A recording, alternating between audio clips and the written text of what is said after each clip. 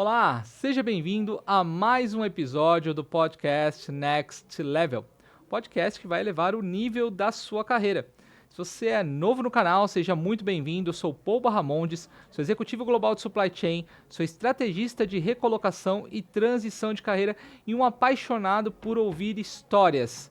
E por que ouvir histórias? Porque foram elas que me fizeram crescer na carreira e que eu tenho certeza que vão te ajudar também a crescer na carreira. Eu costumo dizer que esse podcast é um MBA de graça, aonde você vai aprender com quem está no campo de batalha, fazendo acontecer, como a pessoa que eu vou receber hoje, um executivo incrível, que eu tive a honra já de conversar, de ter contato, que é o Roberto Nóbrega, diretor industrial, com mais de 2 décadas em grandes empresas, passou boa parte da sua trajetória numa grande multinacional e hoje nós vamos transcorrer um pouquinho dessa história. Ele é especialista em Lean, melhoria contínua, qualidade, supply chain. Bom, vocês vão ver quantas histórias ele tem aqui para contar. Roberto, muito obrigado pelo seu tempo e pela sua generosidade em compartilhar seu conhecimento.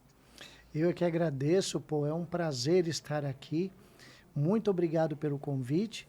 E vamos aí conversar um pouco sobre toda essa experiência, né? De que forma aí nós poderemos aí contribuir para o mundo das organizações, né? Que bacana, essa é a ideia, Roberto. Bom, eu conheço a sua trajetória, né? A gente já conversou bastante.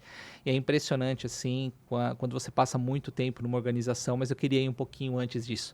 Como é que a área industrial, como é que aconteceu essa sua entrada em grandes empresas e trabalhar ali na operação, desenvolvimento, melhoria contínua? Como é que essa área industrial entrou na sua vida? Não foi fácil não, pô, foi um desafio.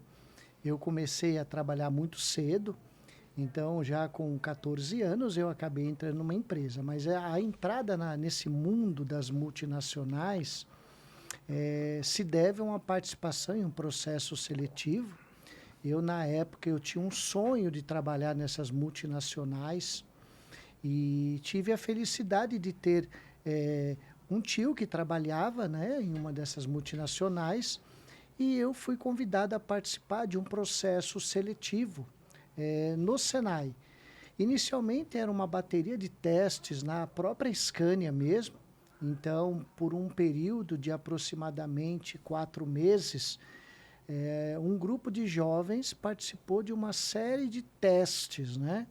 E eu fui passando etapa por etapa, e o último teste foi no Senai. Então, com 15 anos de idade, até por influência da família, né? Eu acabei sendo um dos premiados, né? Um dos escolhidos. Claro que em função de toda essa bateria, de todo esse processo seletivo, então eu tive a felicidade de, com 15 anos, ser já admitido como um funcionário da Scania, né? E fui para o Senai estudar na época, fazer um curso de fresador, um curso de 1 ano e meio. E eu, então, cursei no Senai de São Bernardo por 1 ano e meio. E após esse curso, eu fui para dentro da empresa, né?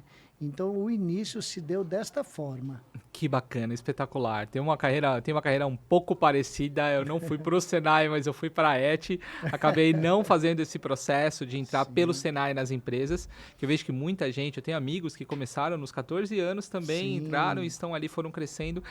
E como é que foi essa sua trajetória desde quando você entrou na Scania? Porque você começou como muito na operação e depois você foi crescendo até se tornar coordenador, chefe de produção, e aí você foi crescendo até chegar como chefe de manutenção. Como isso aconteceu? Quais foram esses desafios que você foi enfrentando e como é que esse crescimento se deu dentro da empresa? Olha, é uma história muito bacana, né? Uma história de sucesso que eu tenho muito carinho em contar essa história, né? Depois desse 1 ano e meio cursando, aprendi o Senai, o curso de fresador, a minha função era aprendiz Senai. Desculpe, era aprendiz Senai. Pô, por um ano mais ou menos, eu não tinha 18 anos, eu fiquei como aprendiz. De uma turma de 17 jovens, eu fui o primeiro a ser efetivado na época na operação. E na operação eu fiquei aproximadamente 5 anos, né, na operação. Durante esses 5 anos eu já havia iniciado o curso de engenharia, o curso superior. E nessa época, na Scania, na operação, nós tínhamos uma necessidade de trabalhar em turnos. E eu tive também a compreensão da minha liderança em me manter no turno diurno para poder estudar, até um determinado ponto. Depois, a minha liderança, né, na época, falou para mim: Roberto, eu não consigo mais te manter, então agora você se interessa em ir para a qualidade, para você poder continuar trabalhando nesse turno? Falei: claro, com certeza, é uma nova área para eu aprender. Então, por 5 anos eu operei máquinas. Depois eu fui para a área de qualidade. Na área de qualidade, eu passei 2 anos e meio em uma função de inspetor de medição. Então, eu media as peças que eram usinadas, traçava as peças dentro da sala. Depois de 2 anos e meio na qualidade, eu fui para a área de engenharia de processos, né? E isso participando de processos seletivos, claro. Então, não foi nada fácil, foi bastante desafiador. Na engenharia, eu tive a felicidade de trabalhar por 10 anos. Então, na engenharia, praticamente as atividades de elaboração de processo, de melhoria de qualidade, de aumento de produtividade, de grupos de trabalho buscando melhorar os processos, elaboração de layout, estudo de tempos e métodos, todas essas atividades que são inerentes a uma engenharia de produção. Após esses 10 anos de engenharia, eu fui, então, mais uma vez promovido a chefe de produção. E aí, eu gosto de destacar, porque aí meio que deu um insight, né? Quando eu comecei, né, eu assumi a responsabilidade por 5 células de produção, eu me apaixonei por liderar pessoas. Liderar pessoas, buscar resultado, avaliar metas. E eu estava nesta função há basicamente 1 ano. Foi quando nós recebemos uma notícia da matriz que nós receberíamos alguns profissionais suecos para implantar no Brasil um sistema de produção chamado SPS, Scania Production System, né? Mas que num primeiro momento envolvia criar uma base. E essa base chamou-se na época P2000, P2000, Production 2000. E eu fui um dos escolhidos para fazer a área piloto, né? Fizemos basicamente os 5S: organização, limpeza, isso. Ao final de 3 meses, treinado por sueco o tempo inteiro, traduzindo os documentos de inglês para português, participando dos treinamentos. O sueco facilitador, ele, né, dava palestra, ia traduzindo para o português. Nós apresentamos essa situação à direção mundial da Scania, e eu fui convidado, então, a cuidar de todo esse processo, coordenar esse processo em toda a planta da Scania.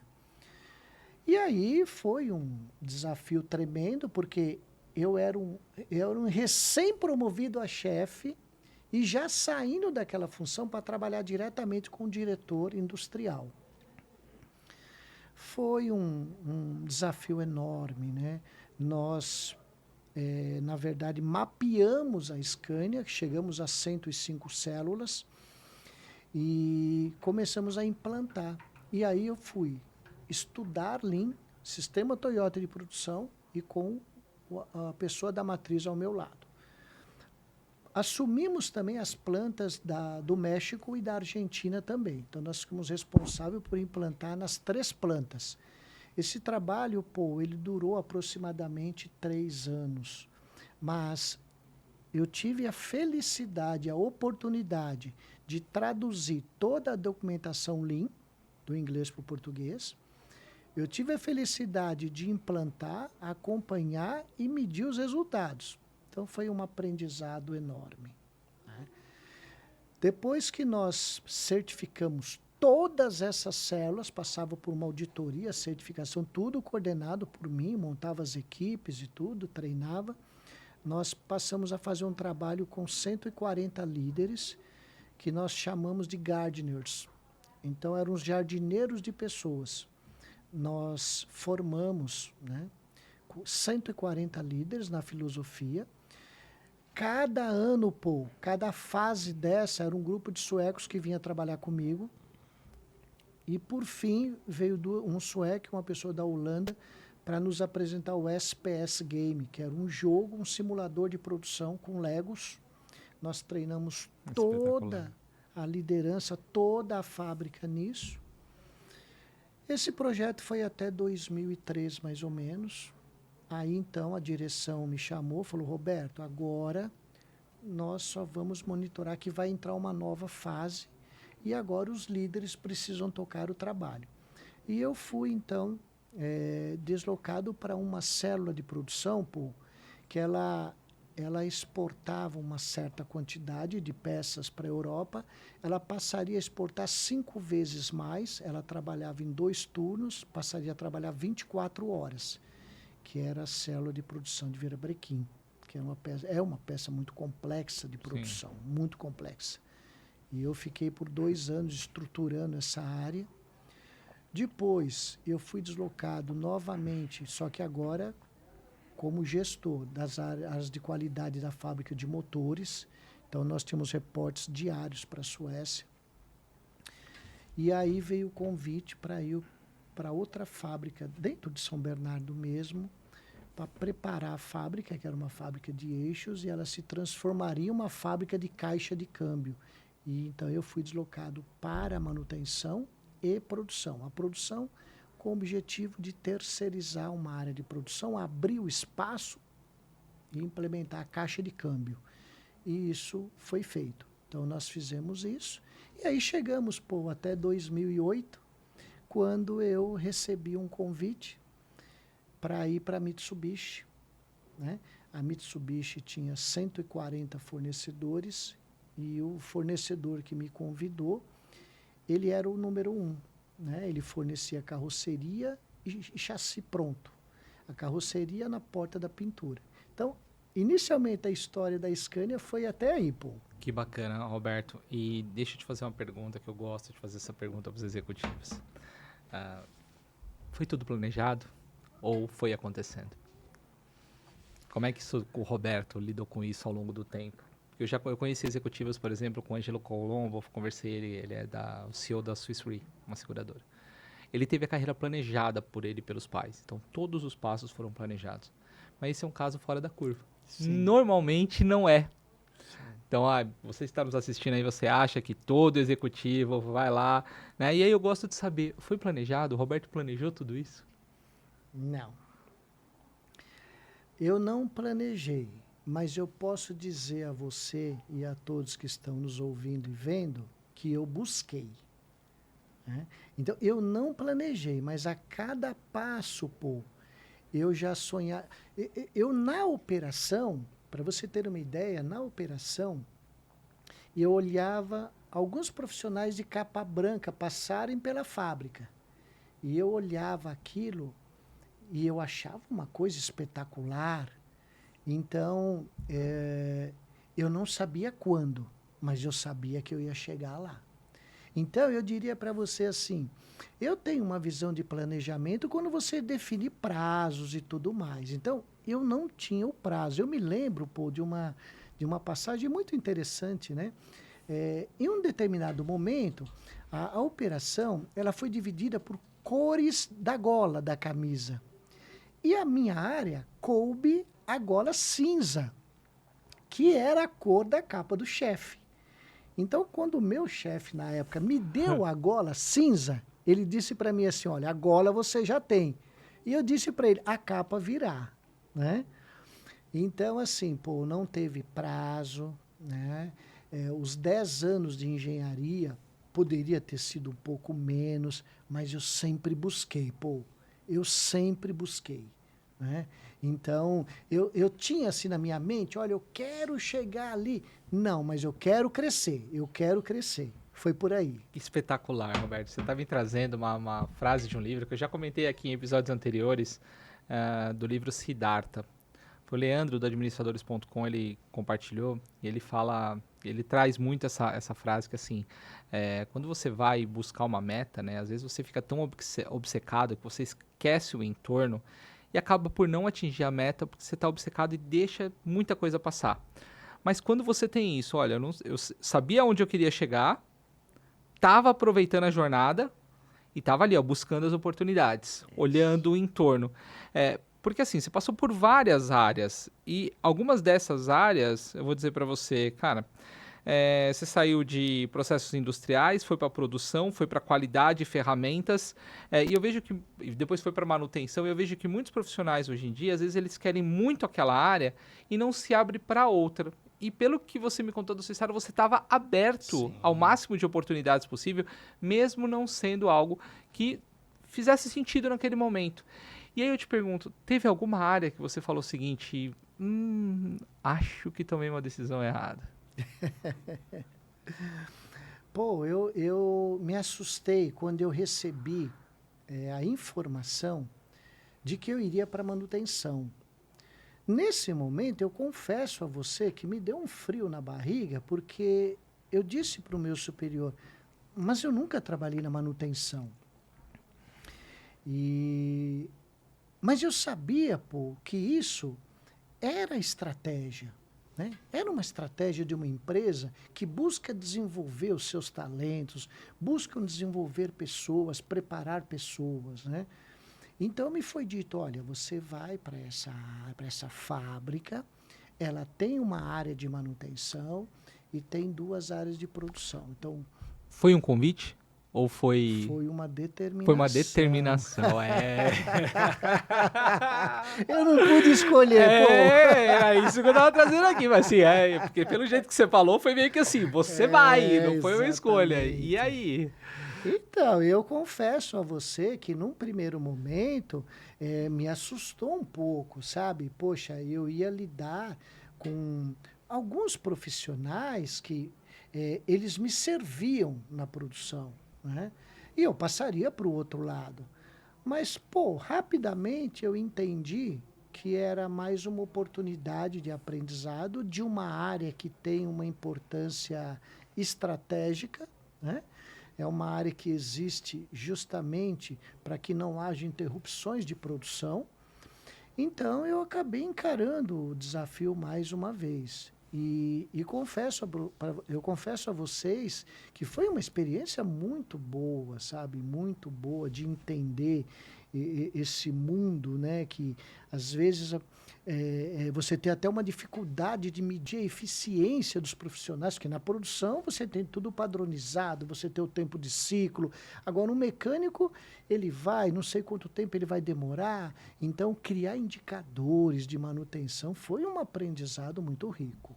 Não, imagino, e é muito engraçado porque muitas pessoas em algum momento, porque você sai de uma área de melhoria contínua, né, de desenvolvimento, então você vê os projetos nascerem, você está ali num processo para sair para uma área onde você vai fazer, garantir que as máquinas estarão disponíveis, fazer todo tipo de manutenção e ter que lidar com aquilo que acontece no dia a dia, que são quebras que não são planejadas. Exatamente. E fora toda a pressão de uma fábrica, toda a pressão de uma montagem.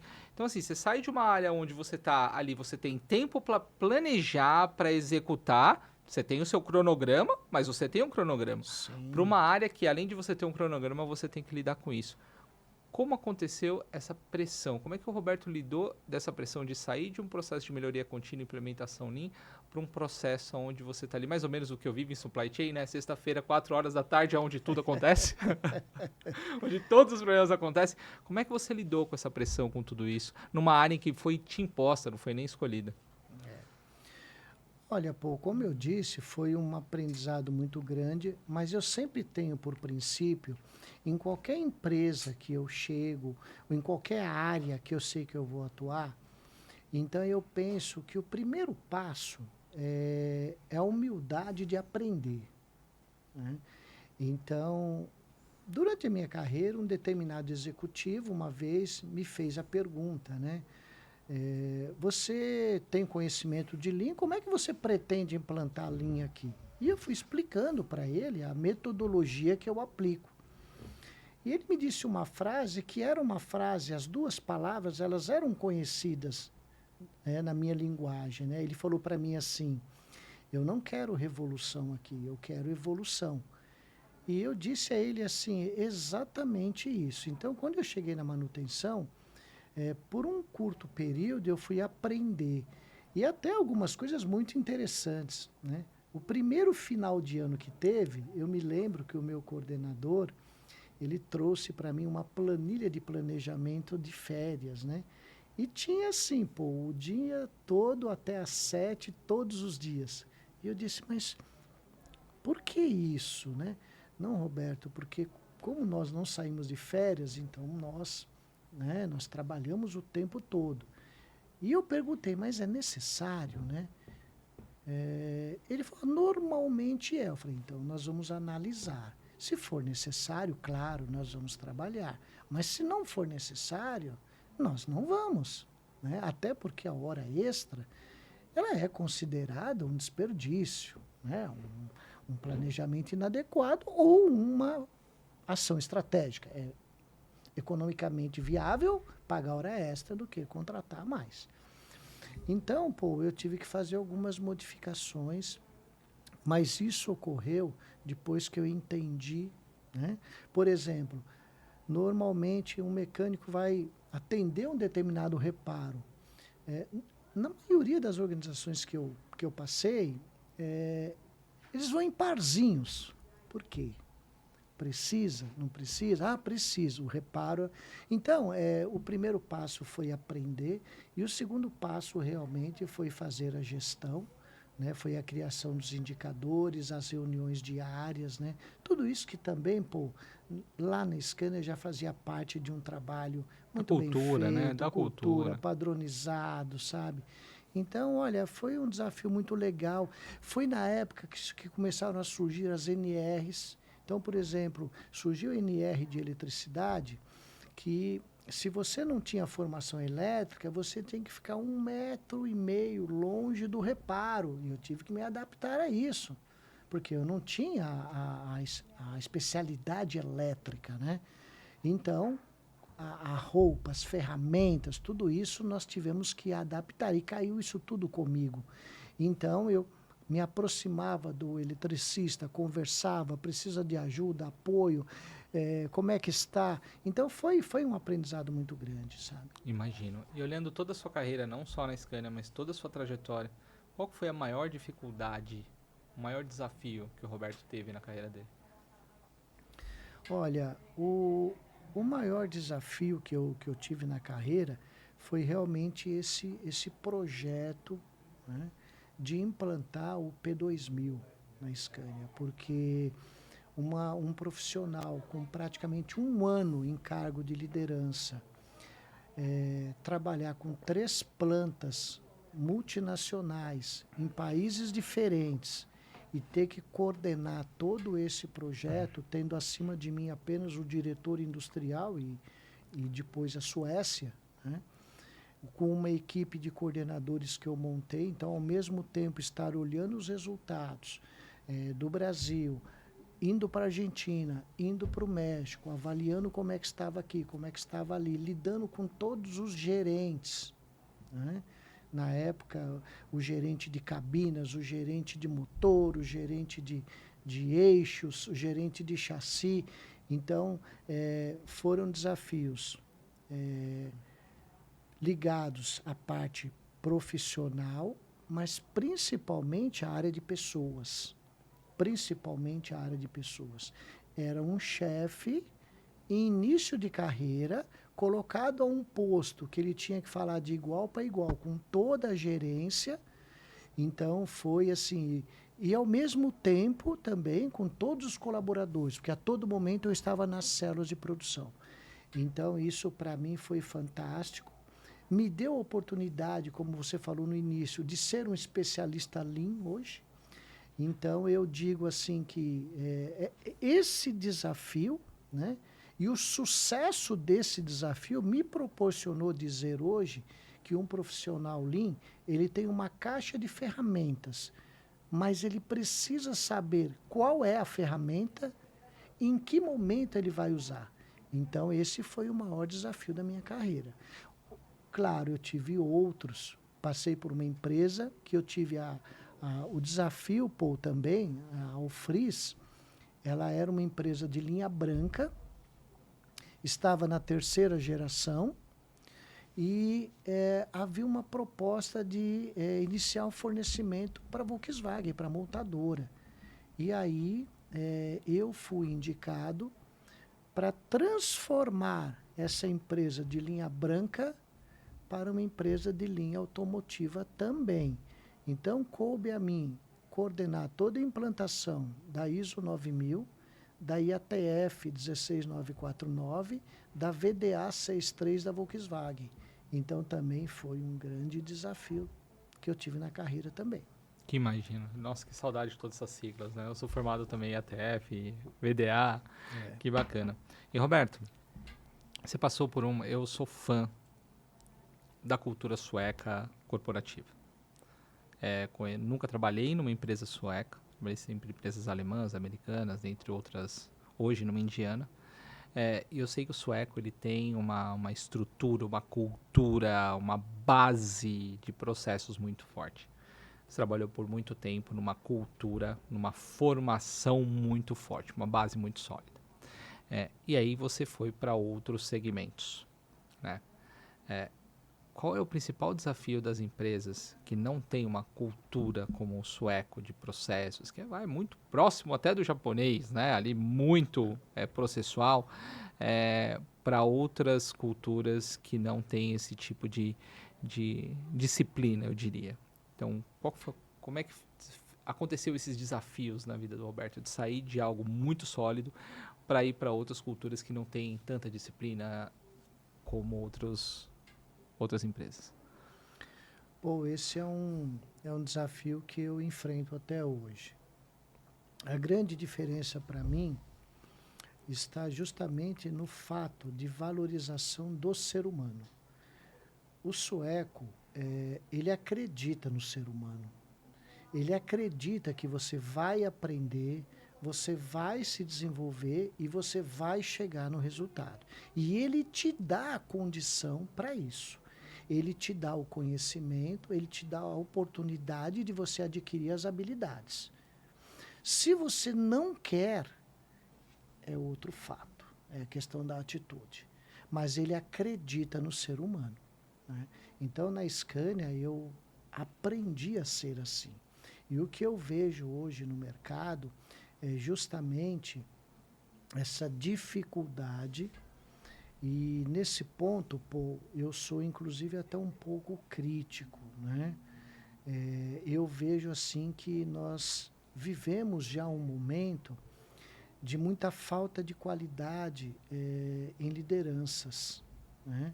E principalmente voltado a pessoas, né? Eu vejo assim, eu acho que nós nos tornamos especialistas em tecnologia, mas talvez a gente desaprendeu um pouco o relacionamento humano. E vivemos uma época onde assim as empresas buscam cada vez mais produtividade, cada vez mais qualidade. Isso, pô, não é a máquina, é o ser humano. Então, a grande diferença que eu vejo é a valorização do profissional e hoje, eu diria assim, a valorização do talento. Porque nós até temos muitos profissionais, mas infelizmente nós temos aí uma dificuldade de qualidade. Então, eu converso com pessoas e eu também vivi essa experiência. Nós carecemos um pouco de conhecimento, sabe? Então é preciso que as lideranças deem oportunidade para as pessoas, acreditem nas pessoas, que elas possam realmente aprender, sabe? Aprender, se desenvolver. Então, o sueco foi uma escola para mim em relação à valorização do ser humano. Roberto, eu costumo dizer que nós vivemos tempos difíceis. Primeiro porque o volume de informação e a tecnologia fez com que nós lidamos com, ou que tenhamos uma velocidade diferente, não queremos mais lidar com a profundidade que o conhecimento, principalmente em áreas mais técnicas, requer. Uma vez eu ouvi o Oswaldo Montenegro falar num programa, há muito tempo atrás, num programa de rádio, assim, as pessoas são superficiais em assuntos profundos e profundos em assuntos superficiais. Naquela época, aquilo me chocou. Falei, não, como assim? A gente estuda tanto e tal. Hoje em dia, né, onde o nano-learning, ou seja, você tem que aprender com vídeos de 1 minuto e 30, não dá tempo de você se aprofundar, tá? E aí vem, as pessoas vão se transformando ao longo do tempo e eu tenho sentido muito isso, o imediatismo, a falta de querer se aprofundar, onde você não vai mais ler e fazer cursos mais aprofundados e você vai conhecer e você vai a fundo, eu acho que tem levado a isso, né? E eu tenho sentido a mesma coisa que você, a dificuldade que se tem. Hoje se fala muito de liderança consciente, liderança humanizada, mas se fala muito pouco de como aplicar isso na prática e como evitar certos problemas que estão acontecendo, como burnout e tudo mais, né? E aí, é o que eu te falo, você conhece várias ferramentas de Lean, várias ferramentas de melhoria contínua. Todas elas, na minha opinião, não funcionam sem pessoas. Exato. E como é que as empresas hoje podem resolver isso, Roberto, pela sua perspectiva? Se tivesse falar para uma empresa que não tem uma cultura sueca, mas que quer ter uma transformação, uma evolução, não precisa ser uma revolução, como é que as empresas podem olhar esse capital humano e aproveitar tudo isso e extrair o melhor desses projetos Lean, melhoria e redução de custo? Pô, acho que essa é uma pergunta chave, né? Para qualquer organização, né? Como é que eu posso melhorar? Como é que eu posso atingir os meus resultados? O ponto principal, para mim, liderança. Ponto principal. Durante a minha carreira, o que eu pude aprender, o que eu pude viver, é que tudo de bom e de positivo que acontece dentro de uma empresa é responsabilidade da liderança. Porém, tudo que não funciona também é. Então, situações como, por exemplo, olha, eu já tentei implantar isso aqui e não funciona. Por que não funciona, né? Porque o funcionário não quer, né? Mas o funcionário não é pago para fazer o que ele quer. Precisa mostrar para ele a necessidade de fazer aquilo. Então, eu vejo que a situação que a gente vive hoje dentro das empresas que eu já conheci e que eu conheço o primeiro trabalho, liderança. O primeiro trabalho é liderança. Então, liderança, você tem tempo para pensar? Você tem tempo para refletir? Quanto por cento do seu tempo você para pensar? Né? Então, com o sueco, eu aprendi que nós somos muito criativos, mas muito criativos. Eles admiram a nossa criatividade, mas nós temos uma dificuldade de pensar sistemicamente. Nós temos uma dificuldade de sair da caixinha e olhar por cima. Então, por algumas vezes, eu fui tirado da situação por um sueco e ele me disse, vamos tomar um café. E eu disse, agora não é o momento. Ele disse, vamos tomar um café.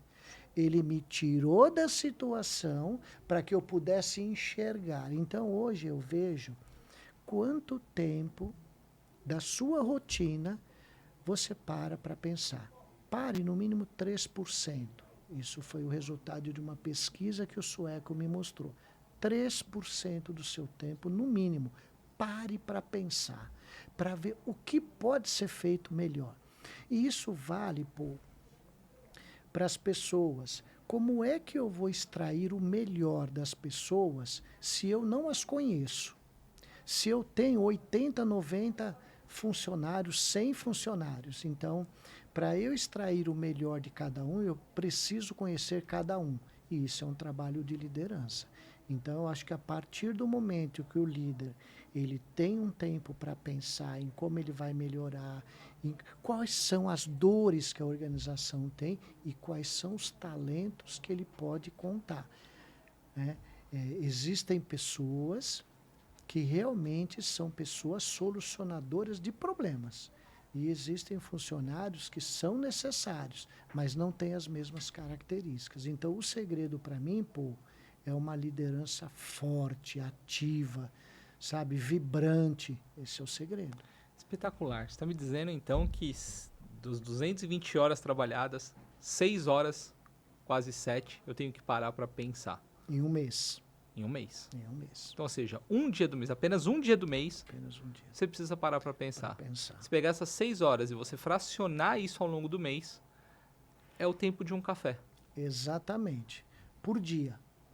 Onde você para e pensa. Imagine, pô, que todos nós fizéssemos isso realmente. Porque se você vê a rotina de um ambiente de trabalho, seja ele qual for, a grande maioria apaga princípio de incêndio o dia todo. Né?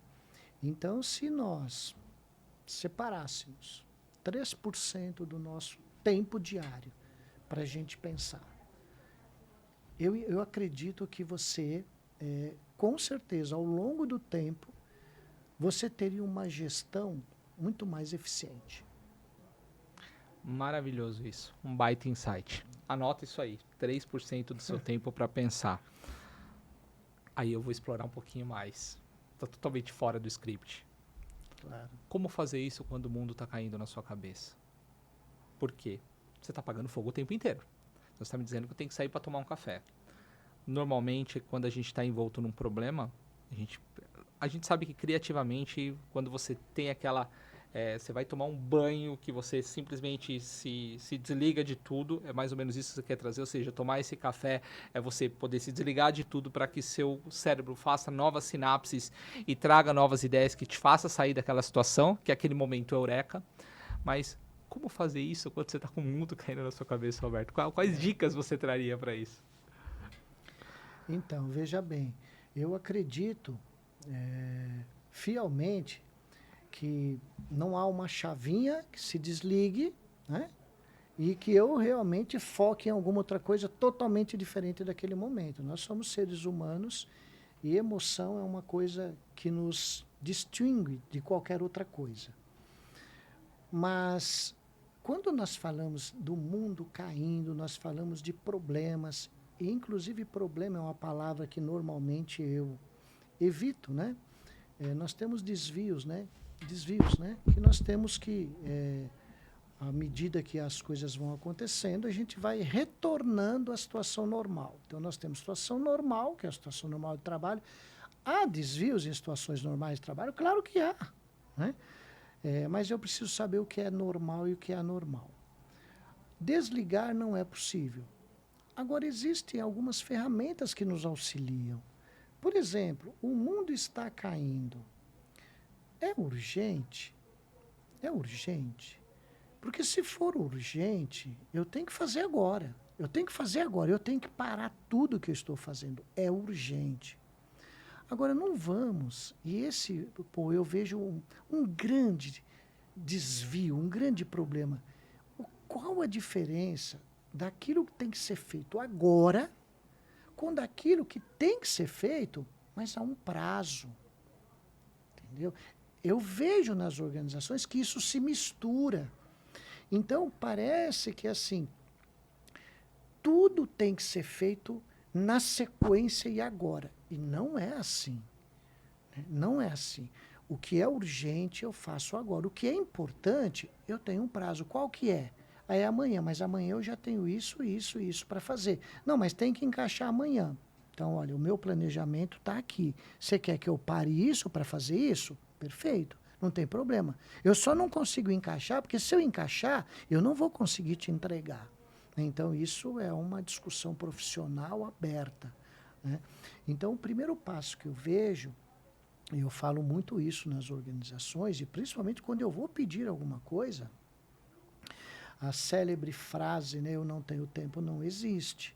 Né? Então, me mostra o seu planejamento. Quais são as atividades? Puxa, Roberto, mas eu estou com isso. Tá, então me mostra. Vamos discutir, nós vamos priorizar. Priorizar.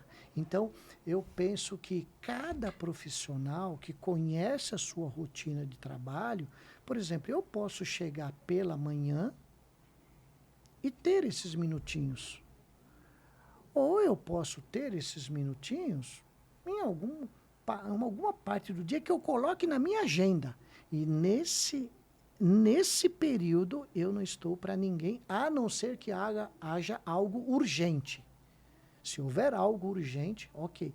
Mas não havendo. Pô, eu me lembro de uma situação muito legal também, onde o diretor, na época, disse das 7 às 8h30, daqui para frente, nenhuma reunião. Todos na fábrica.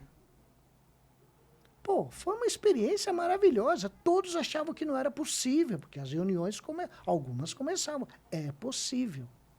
Então, o mundo não cai, não está desmoronando todos os dias. Se eu não conseguir ter esses 3 minutos hoje, não tem problema, mas amanhã eu tenho. Hoje foi anormal. Amanhã eu volto a normal. Então, é possível, é possível. Ah, que espetacular isso que você está trazendo, porque a gente precisa, por mais que o mundo esteja caindo, né, para pensar em como resolver. Costumo dizer, não adianta você querer pensar fora da caixa se você não sair de dentro da caixa. Exato. Você não vai conseguir trazer nada novo e a solução, eu costumo dizer que a solução ele é o inverso do problema, né? Então, se você tem um problema e falar o seguinte, como é que eu vou transformar esse problema numa solução? É só inverter o problema. Inverte o problema que a solução aparece. E isso é o que eu vejo que é cada vez mais difícil no mundo corporativo, né? Tudo é urgente, tudo é para ontem. E talvez falte isso. Acho que é um insight maravilhoso. 3% do seu tempo. Para, respira, pensa, tira a sua cabeça do lugar. Exato, espetacular. Exato. E Roberto, hoje o Lean, as empresas usam muito o Lean ainda, principalmente no ramo industrial, mas as metodologias ágeis chegaram e estão cada vez mais saindo da área de tecnologia e indo para outras empresas. Como é que você tem visto isso hoje em dia, essa associação do Lean mais as metodologias ágeis, que inclusive implementaram Kanbans e outras ferramentas que também vieram do Lean dentro dessa nova filosofia, e como tudo isso está se conectando? É outro ponto bastante importante, né? Eu costumo sempre dizer também assim, que em ambientes industriais, se você não tem os conceitos e ferramentas Lean implantados na sua organização, claro que você pode ter, sem dúvida nenhuma, e eu sei que isso acontece, você tem resultados positivos, mas você poderia ter melhores. Então, isso para mim é uma coisa assim que já há alguns anos, em função de tudo que nós já estudamos, de tudo que foi pesquisado, de tudo que foi apresentado, a forma mais rápida de você obter resultados positivos, sem investimento, é a eliminação de desperdícios. Então, a partir do momento que determinada empresa se conscientiza que ela possui desperdícios e implanta uma filosofia Lean, ela vai obter ganhos sem nenhum investimento, muitas vezes. Agora, o Lean, já há alguns anos, ele tem crescido bastante na área de serviços. Então, eu, por exemplo, já aprovei, já analisei vários trabalhos de finais de curso com Lean Banking, com Lean Service, com Lean Healthcare, entendeu? Então, hoje, saúde, né? Banco, a maioria dos bancos tem uma área de melhoria contínua, tem black belts, tem especialistas em Lean. Então, agora tecnologia, o Lean Digital, porque agora o que está acontecendo já há algum tempo no momento, e eu tenho estudado isso também, é justamente a junção, né, da digitalização com os conceitos Lean. Então, eu falava com um profissional espetacular da minha rede essa semana, que o VSM, né, o Value Stream Mapping, ele desenvolveu o Value Stream Mapping num primeiro momento no Excel, né? E ficou muito fácil de lidar com aquilo, sabe? Então, eu vejo assim uma grande oportunidade de nós aproveitarmos as metodologias ágeis todo esse processo de digitalização que está acontecendo nas empresas. Agora, eu sempre digo o seguinte, né? Por exemplo, indústria 4.0, que é outro aspecto que eu estudo, que eu pesquiso, que eu vou atrás. Não dá para automatizar o caos. Então, se você tem uma fábrica desorganizada, com processos improdutivos, primeiro, Lean, organização, eliminação de desperdício, depois automação. Então, não digitalize, não automatize o caos, porque você não vai ter resultado.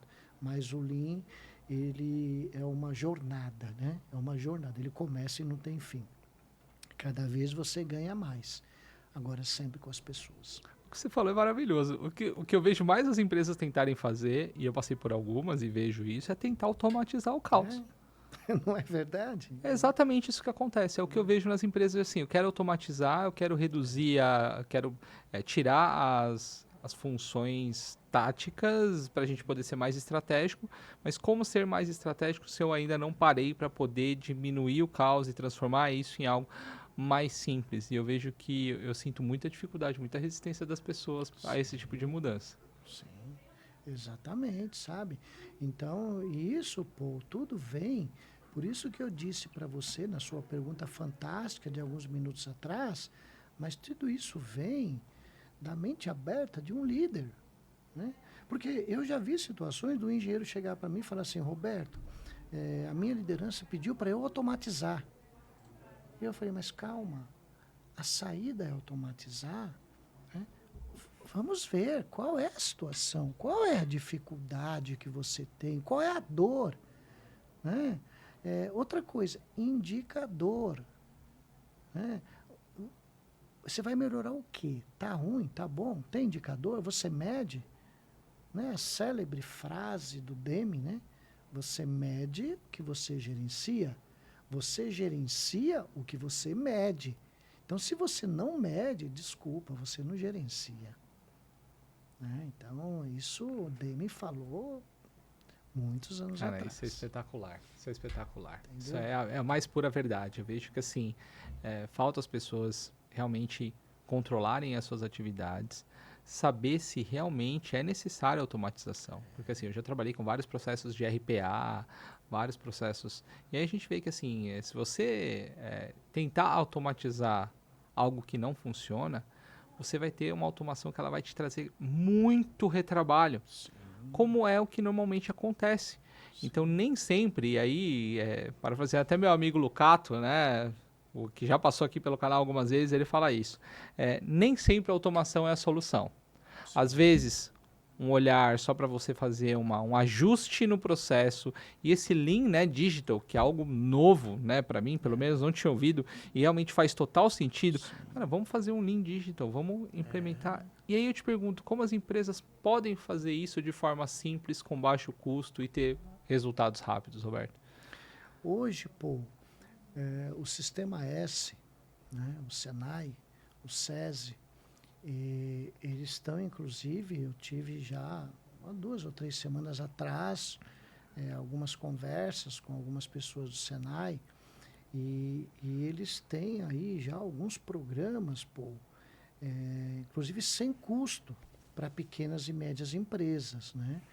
E claro que não é fácil, porque você sabe, né, que praticamente 95% das nossas empresas são pequenas, médias e pequenas empresas, né? Empresas multinacionais, empresas grandes, é um percentual muito pequeno da nossa economia, né?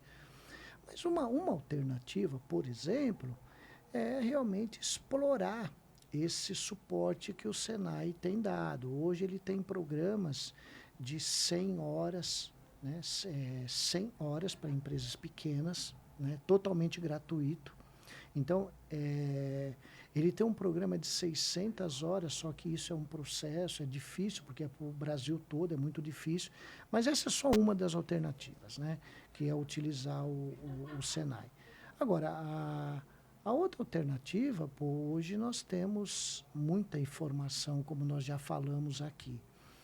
A outra alternativa é realmente líderes preparados, sabe? Líderes preparados, porque hoje você deve saber, deve concordar comigo, o desenvolvimento da empresa já era responsabilidades da liderança, mas hoje o desenvolvimento das pessoas também não é do RH, né?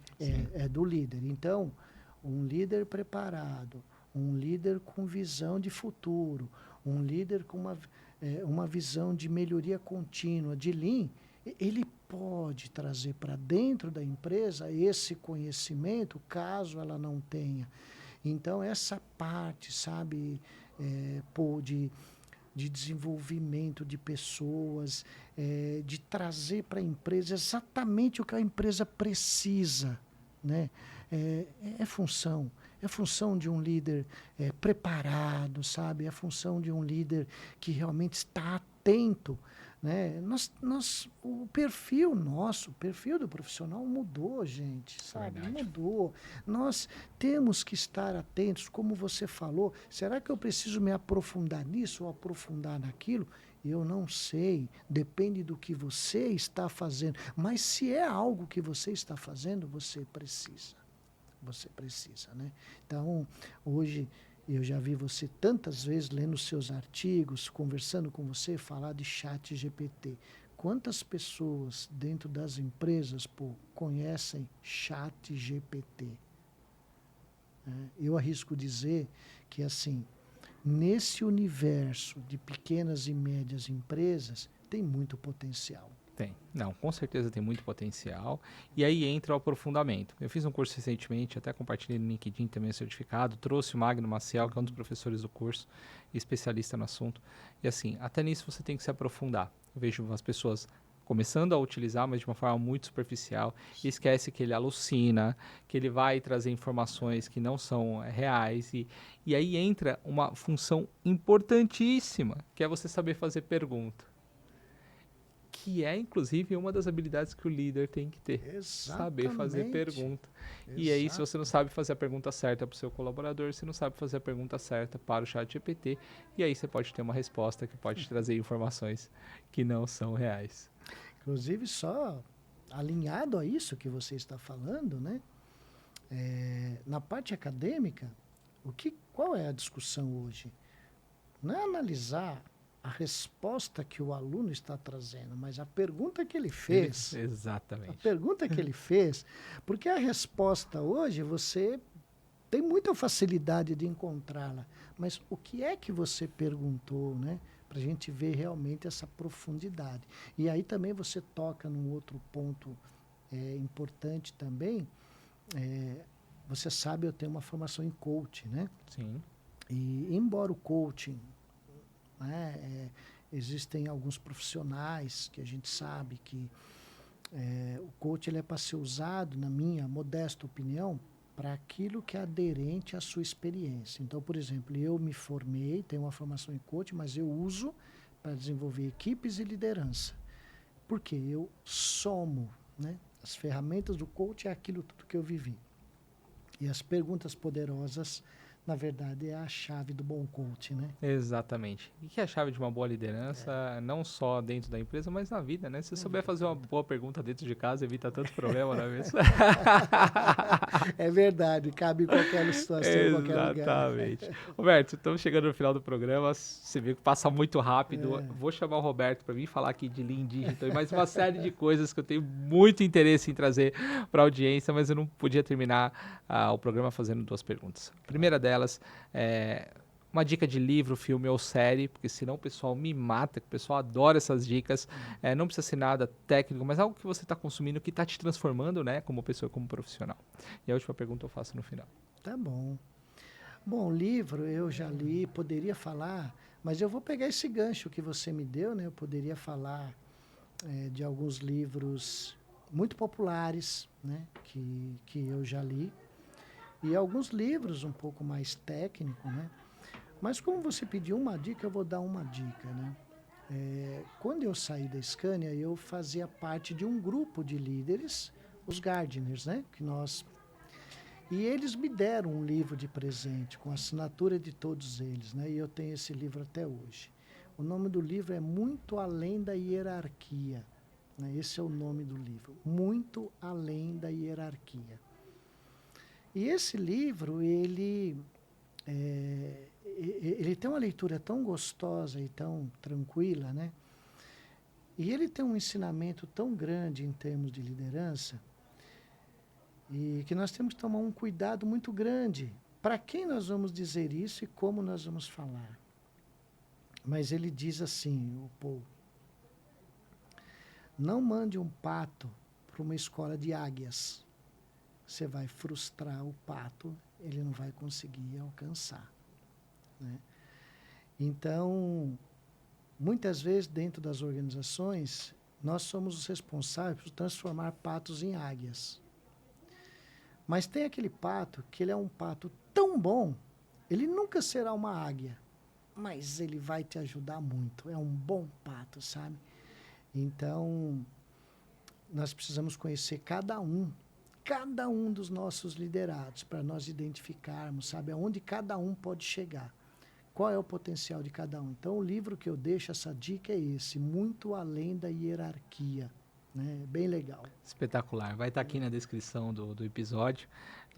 Não li, tá? Dos livros que eu não li, mas com certeza vai entrar aqui na minha lista de leitura. Claro. E, Roberto, para a gente fechar, queria que você passasse um recado para a nossa audiência, para as empresas que querem melhorar, que querem reduzir custo, passar sua visão, né, do que você acredita dentro desse tema. Tá. Bom, a minha visão para as empresas, normalmente nós somos procurados porque as empresas querem melhorar e toda empresa precisa melhorar. Existem algumas empresas que só querem sobreviver. Né? Então fazem o mínimo, oceano azul e oceano vermelho. Né? Mas o que eu normalmente, deixo muito claro para as empresas é melhorar a qualidade, melhorar a produtividade, melhorar os resultados. Todas as empresas precisam. Né? Agora, quais são as principais dores? Você conhece quais são as principais dores? Onde elas estão? Você já as mediu? Né? Você sabe realmente por onde começar? Ou você está naquela situação de que eu estou afogado, não sei como sair daqui? Né? É importante que realmente assim se busque sempre o aumento, a melhoria. Eu conversava na época da fundação, que o Paul, inclusive, fez parte, né, deu uma palestra muito interessante para nós. Eu assisti uma outra de um profissional de desenvolvimento de produto, que ele falava para mim, olha, nós temos desafios enormes, e temos desafios que nós não sabemos como resolver, mas nós estamos trabalhando. Então, quais são as dores? Conheça as suas dores, conheça os seus pontos fortes, saiba onde você é bom, mas saiba onde você precisa melhorar. Porque você sabendo onde você precisa melhorar, você conhecendo o problema, você sabendo onde você tem que dedicar o esforço, né, já é um caminho a ser seguido, né? Então, é esse o recado, sabe? Melhorar, todos nós queremos, todos nós precisamos, todos nós devemos. Mas tem liderança, alta administração que não acompanha, que não monitora. Então, tá ruim, mas tá ruim por quê? Né? Eu acho que é isso, é conhecer as dores. Espetacular, Roberto. Vai voltar para a gente poder falar de muitos mais temas. Uma honra. Muito obrigado pelo seu tempo, pela sua generosidade. Parabéns pela carreira, pela sua visão de mundo. Realmente está faltando líderes como você, né, que olha, que vai na essência, que se aprofunda. Então, parabéns pela sua jornada. Obrigado pelo seu tempo de estar aqui comigo gravando. E obrigado a você que nos acompanha, que nos dá a honra da sua audiência e que, graças a Deus, no canal não temos nenhum vídeo com não curtir. Todo mundo sempre gosta muito. Nós temos uma audiência que está crescendo, ainda uma audiência pequena, quase 3 mil inscritos, mas são 3 mil pessoas que realmente aproveitam e curtem, e é Por isso que a gente faz esse programa para vocês, para elevar o nível da sua carreira. Mas para isso eu preciso de uma ajuda sua, que é se inscrever no canal, ativar as notificações, curtir, comentar e compartilhar, para que a gente possa levar essa mensagem, levar conhecimentos valiosos como o do Roberto, que hoje compartilhou. Então, muito obrigado, compartilhe esse episódio e até o próximo podcast Next Level.